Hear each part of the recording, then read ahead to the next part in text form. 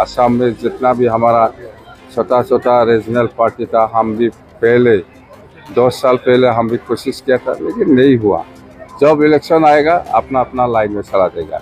अभी तो इलेक्शन नहीं है, एक साथ रहेगा। इलेक्शन आने से बस फाटाफाटी। त्रिपुरा का राजा और प्रदीप माने के देबबर्मा आपका काफी क्लोज रहा है और अभी नॉर्थ ईस्ट रीजन में जितना भी रीजनल पॉलिटिकल पार्टी है उसको यूनाइट करने के बारे में सोच रहा है। क्या कहना है इसके बारे में आप? नहीं, वो तो अच्छा है।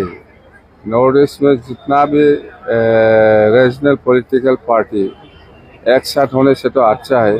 उसको हम वेलकम वेलकम करेगा, कोई बात नहीं। लेकिन जब इलेक्शन आएगा अपना अपना रास्ता लेता है, वही बात। बीपीएफ भी शामिल हो सकता है क्या इसमें? बीपीएफ इसका बारे में सोचा ही नहीं, सोचना पड़ेगा। लेकिन देखो जब इलेक्शन आएगा ना, ये मेरा बहुत एग्जांपल है। असम में जितना भी हमारा छोटा छोटा रीजनल पार्टी था, हम भी पहले 2 साल पहले हम भी कोशिश किया था, लेकिन नहीं हुआ।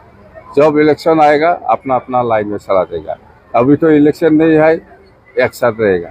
इलेक्शन आने से बस फाटाफाटी अपना अपना रास्ता लेगा।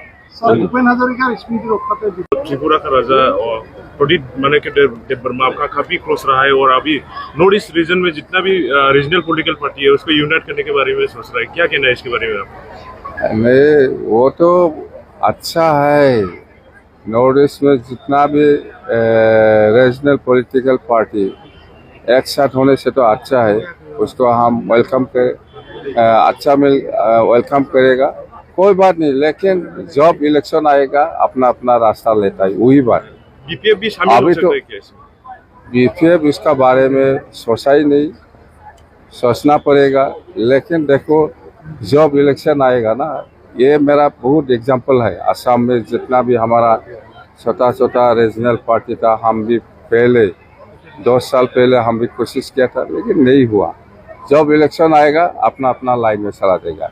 अभी तो इलेक्शन नहीं है, एक साथ रहेगा। इलेक्शन आने से बस फाटाफाटी अपना अपना रास्ता लेगा।